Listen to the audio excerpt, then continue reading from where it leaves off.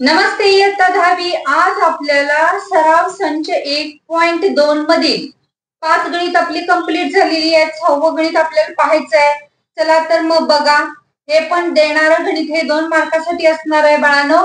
बघा काय सांगितलेलं आहे, आकृतीमध्ये दिलेल्या माहितीवरून क्यूपी ची किंमत काढा म्हणून सांगितलेलं आहे त्यांनी. एम एन पी हा त्रिकोण दिलेला आहे.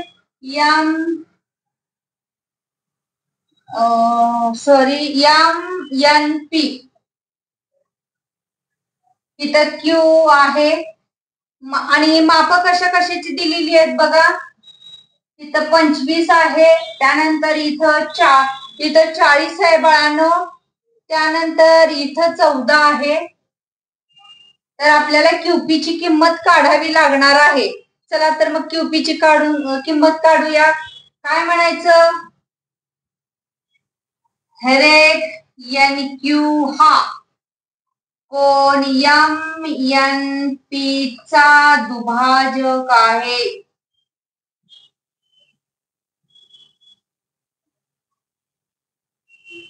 आहे की नाही दुभाजक एन क्यू हा बाळांनो? मग कोण दुभाजकाच्या गुणधर्मानुसार कसं मांडता येईल? एम एन छेद एन पी, एम एन छेद एन पी बरोबर एम क्यू छेद क्यू पी. एम एन ची किंमत किती आहे? 25. छेद एन पी ची किंमत किती आहे? 40. एम क्यू ची किंमत 14. क्यूपी ची किंमत काढायची. असं लिहिलं तर मार्क्स मिळणार नाही. काय लिहावं लागल? कोण दुभाजकाच्या गुणधर्मावरून, कोण दुभाजकाच्या गुणधर्मावरून असं म्हणावं लागेल. तिरकस गुणाकार करायचं. क्यूपी गुणिले 25 बरोबर 14 गुणिले 40. म्हणून क्यूपी बरोबर 14 गुणिले 40 छेद 25. 5च्या पाड्यात आहेत की नाही 40 आणि 25? 5 5 25, 5 40. पुन्हा भाग जात नाही. काय करायचं? 14 8 चौक 32, 2 हात चले 3, 8 एके 8, 9 10 आणि 11, 112 छेद 5. 14 8 12 दर्शे म्हणतो ना आपण, छेद 5. म्हणून क्यूपी बरोबर, तुम्ही 112 म्हणत असाल बाळांनो, पूर्वी तसे म्हणायचे.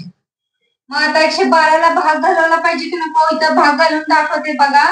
112 भागिले 5, 5 दुनी 10 उरला 1, 5 दुनी 10 पुन्हा उरले 2, 0.5 चौक 20 किती आलं? 22.4 सॉरी 22.4 एकक. कारण इथे एकक दिलं नसेल, सेमी मीटर काय तर एकक लिहायचं बाळांनो. एकक लिहिणं फार गरजेचं आहे. चला तर मग पुढचा प्रश्न बघूया. पुढचा प्रश्न आहे, आकृतीमध्ये एबी समांतर सीडी समांतर एफई, तर एक्स ची किंमत काढायची आहे. बघा, 3 समांतर रेषांच्याच गुणधर्मावरून दिलेली किंमत आहे बाळांनो. काय सांगितलेलं आहे?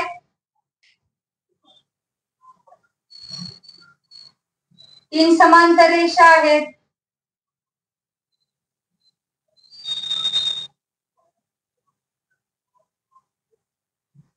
आहेत का नाही 3 समांतर रेषा? काय कोणकोणत्या आहेत? ए बी, त्यानंतर सी डी, ए बी, त्यानंतर सी डी आणि त्यानंतर सांगितल्या ई आणि एफ. काय काय किमती दिलेल्या आहेत त्याच्या? 8 दिलेली आहे इथं, इथं 4. वेगळ्या पेननं लिहिते म्हणजे तुमच्या लक्षात येईल. तुमच्या जवळ असतील बुक्स असतील बाळांनो. 8 इथं 8, इथं 4, त्यानंतर इथं 12 आणि इथं एक्स. काय काढायला सांगितलंय इथं? तर आपल्याला एक्स ची पण किंमत काढायला सांगितल्या आणि ह्या ए ची पण किंमत काढायला सांगितलेली आहे बाळांनो. चला तर मग सोडवूया. काय येणार? 3 समांतर रेषांच्या गुणधर्मानुसार काय सांगितलंय? ए बी समांतर CD समांतर EF म्हणून कसं मांडता येईल आपल्याला? AC छेद CE बरोबर BD छेद DF. काय म्हणायचं?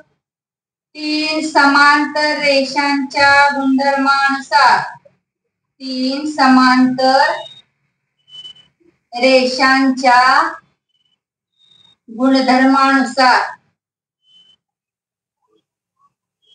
तीन समांतर रेषांच्या गुणधर्मानुसार असं म्हणता येईल.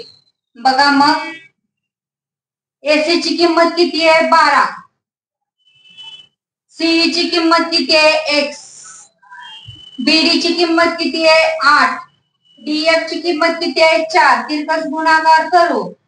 8 गुणिले X बरोबर 12 गुणिले 4 म्हणून X बरोबर 12 गुणिले 4 छेद 8. 4 एके 4 4 दुनी 8 बे एके बे बे सक्क 12. X ची व्हॅल्यू किती आली आपली? 6. आपल्याला काय काढायला सांगितले?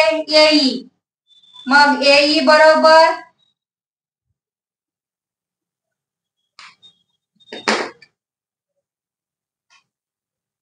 AE बरोबर कसं काढणार?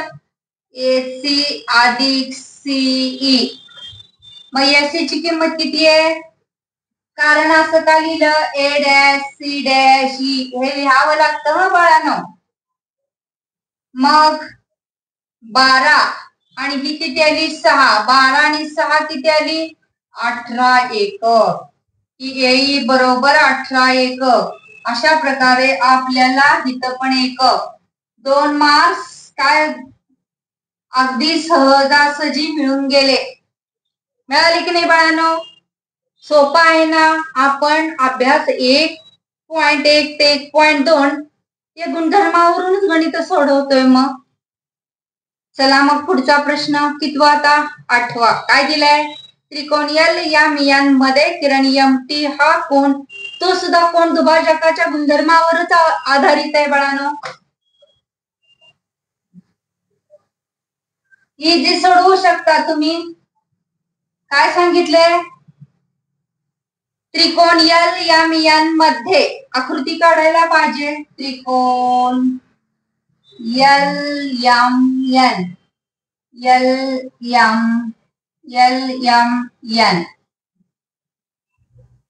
त्रिकोण LMN मध्ये काय सांगितले? त्रिकोण LMN मध्ये MT तून हा दुभाजक गेलेला आहे. कोणाचे काय करतो? समान भागात रूपांतर करतो. तर ही 6 आहे, ही 10 आहे, ही 8 आहे. तर LT आपल्याला शोधून काढायची. कशी शोधून काढायची बाळांनो? कोणता गुणधर्म? कोण दुभाजकाचा गुणधर्म? बघा काय लिहायचं? त्रिकोण LMN मध्ये MT हा कोण दुभाजक आहे किंवा MT हा कोण LMN चा दुभाजक आहे. किरण MT हा कोण LMN चा कोण दुभाजक आहे. कोण दुभाजक आहे म्हणून कोण दुभाजक आहे म्हणून कोण दुभाजकाच्या गुणधर्मानुसार कसं मांडता येईल? LM. हो की नाही? LM छेद MN बरोबर LT छेद TN. LT छेद TN. काय लिहायचं याला? कोण दुभाजकाच्या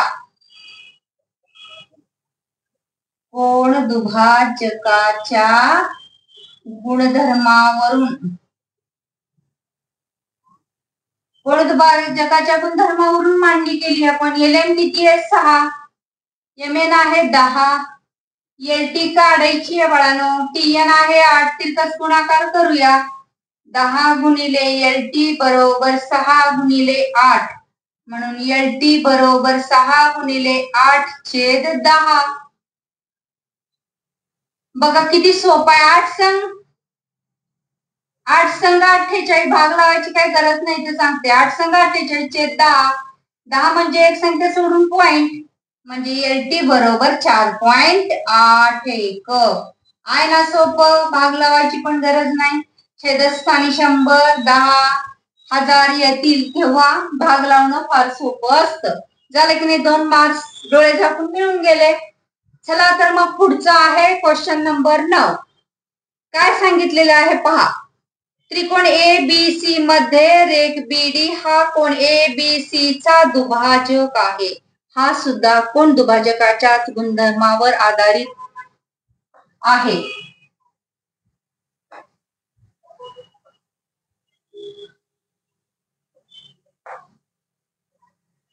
काय सांगितलेलं आहे. ABC इथंच आपण करून घेऊ ना. ABC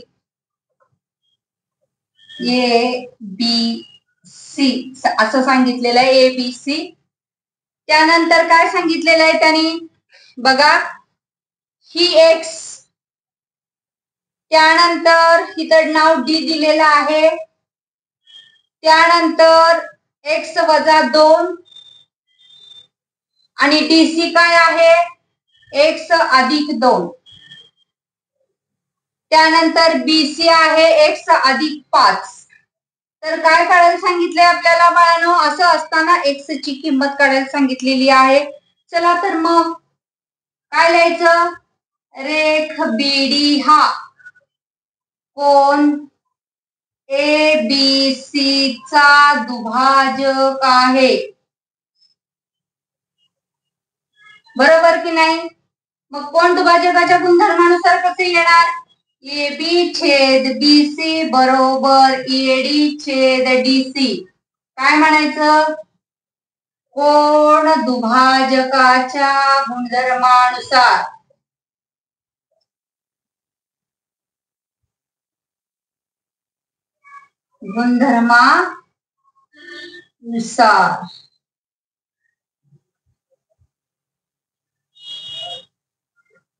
कोण दुभाजकाच्या गुणधर्मानुसार असं मांडता येईल. मग आपल्याला AB ची किंमत किती दिलेली आहे X, BC ची किंमत किती दिलेली आहे X अधिक 5, AD किती दिलेला आहे X वजा 2, DC किती दिलेला आहे X अधिक 2. तिरकस गुणाकार करूया बाळांनो. चला तर मग समजते ना. बघा, X न X अधिक 2 ला गुणूया बरोबर X वजा 2 X अधिक 5. X न X ला गुणला X वर्ग आला बाळांनो. X न 2 ला गुणला 2X आले. हे X घेऊया X अधिक 5 ला गुणूया, वजा 2 घेऊया X अधिक 5 ला गुणूया. X वर्ग अधिक 2X बरोबर X न X ला गुणलं X वर्ग, X न 5 ला गुणलं 5X, 2 न X ला गुणलं वजा 2X, 5 दुनी 10. दोन्ही बाजूचे X वर्ग निघून गेले. मग हे वजा हे 2X बरोबर 5 मधून 2 गेली किती राहिले 3X वजा 10. म्हणून हे 2X हे 3X इकडे आणल्यानंतर वजा 3X बरोबर वजा 10. बरोबर चिन्हाच्या पलीकडे त्याचं चिन्ह बदलणार नाही. 3 मधून 2 गेले वजा X बरोबर वजा 10. दोन्ही बाजू वजा वजा काय होतील अधिक, म्हणून X बरोबर 10. 3 मार्क्स साठी विचारलं जाईल बाळांनो. आहे ना सोपं. तुम्हाला मी शिकवलेलं आवडत असेल तर लाईक करा, शेअर करा, सबस्क्राईब करा. थँक्यू बाळांनो.